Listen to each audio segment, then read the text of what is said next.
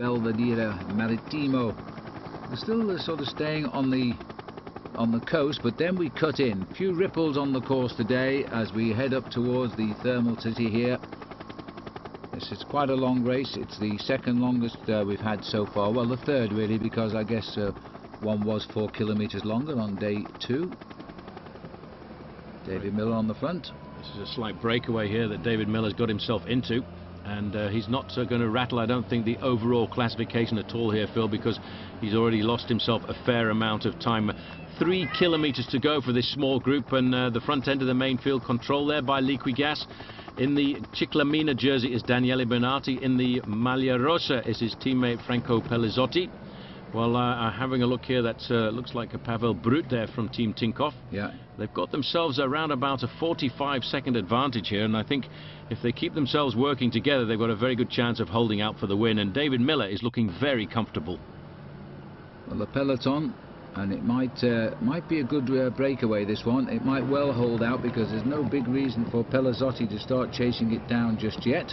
The rider in here is Luis Laverde, just on the far side. He's the rider in the green and orange strip of Navigari. He's a crafty sprinter when it comes down towards the end, and they're all now thinking about the stage victory here this afternoon. Laverde there not showing any signs at all of panic on his face. David Miller looking very comfortable, got a nice low gear in, keeping it ticking over. It looks very concentrated and very fit, David Miller, this year. Yeah. By the way, it was Nick Noyens in all that kerfuffle yesterday who climbed into the ambulance and fell in the finishing sprint, and he's in hospital now. He didn't start this morning. Suspected broken collarbone there for Noyens, which is very sad. But we've certainly had our fair share of accidents in these opening days of the Giro d'Italia this year. Well, these guys started the final climb, Phil, with an advantage of 45 seconds. They're slowing down a little bit now. I've got a last time check at 35 seconds. And they don't need to mess around too much, you know, because on this run up towards the finish, the main field could easily wipe away that final 30 seconds advantage they're still holding on to. Well, Pellizotti won't allow the breakaway to run too far. There's nobody here that will take his pink jersey off him, but he'll want to close it down a little bit. And Miller, I think, just trying to control affairs a little bit. Watch out for Sanchez, though, there at the back, Phil. Francisco Perez Sanchez, I have to say. He's a good rider from Case d'Espagna, and he's got a very good chance there of creating the surprise. But I wouldn't be surprised to see a move coming from that man there, number 64, Luis Laverde. He's a very good finisher on a climb like this, but the main field now is starting to get themselves pretty much organised, and I'm wondering whether or not they've left it too late. Well, they've got a good tempo going here now, and they might well close it down. These boys are going nothing like the speed of the peloton, who are coming back at them. They're only around about 40 seconds back down the road there. The rider in the pale blue jersey there is Johannes Frolinger. He's a young rider on Team Gerolsteiner, and he's probably wondering to himself, what am I doing in a breakaway like this? I've got a great crack here of getting a stage victory in the Giro d'Italia.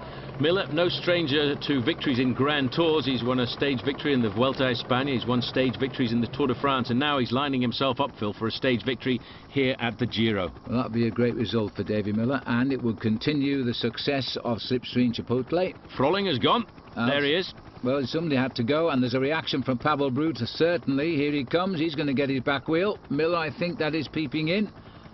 So we've got 3 now, but instead of looking over the shoulder, they really should push home the attack, because there is the counter move from Perez. Good move by Perez. He's a strong rider. You've got to be alert, and Miller is very alert here, Phil. He's not going to let anybody slip away on the run in towards the finish. He's got the ability to take this one in the sprint, but watch out for Laverde there. He is the man who could create the big surprise in this group. Miller looking over at the other riders. He's being confident now. They're saying that the gap, in fact, has stretched up to 1 minute and 5 seconds.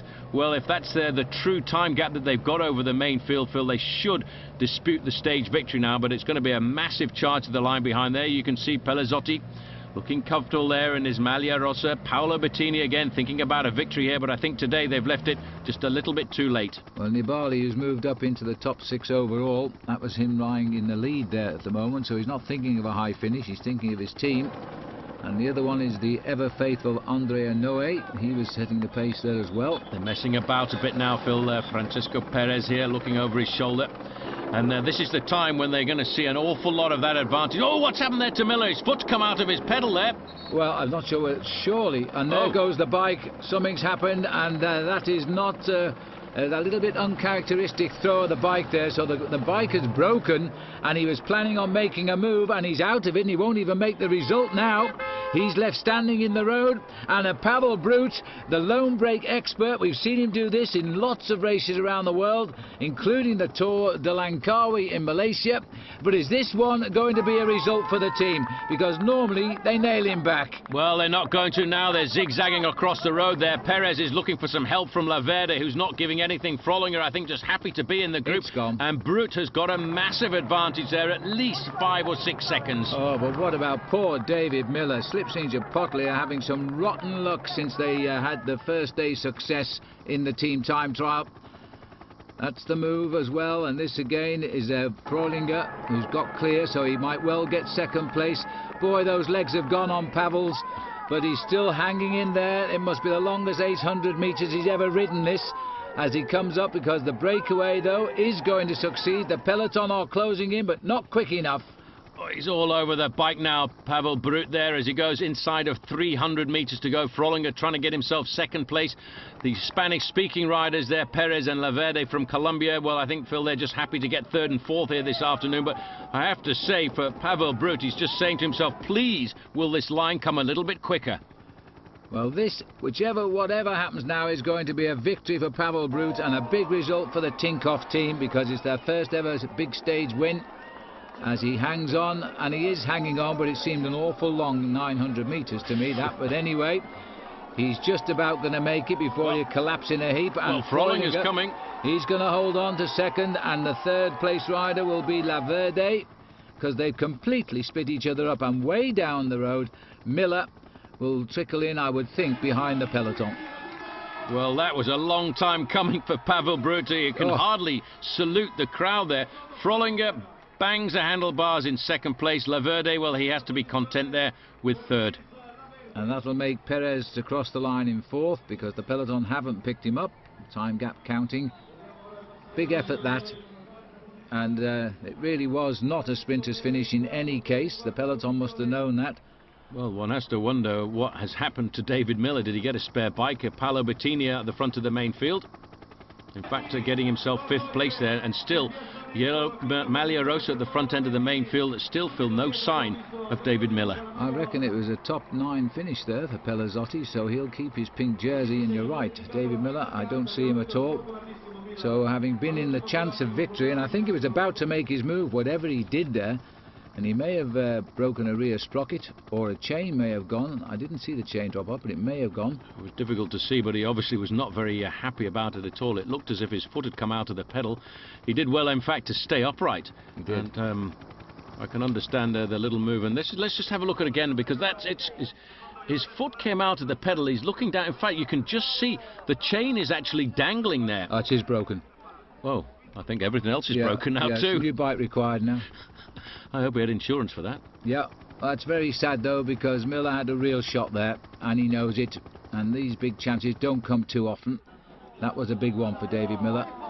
Well, I have to say, I have a feeling that Miller probably was the freshest rider in that group, but ifs and buts. The if is he'd got to the finish line. Could he have won the race? But Pavel Brut here that we're looking at, he certainly has got himself a victory. And I have to say, that's a reward for Team Tinkoff, because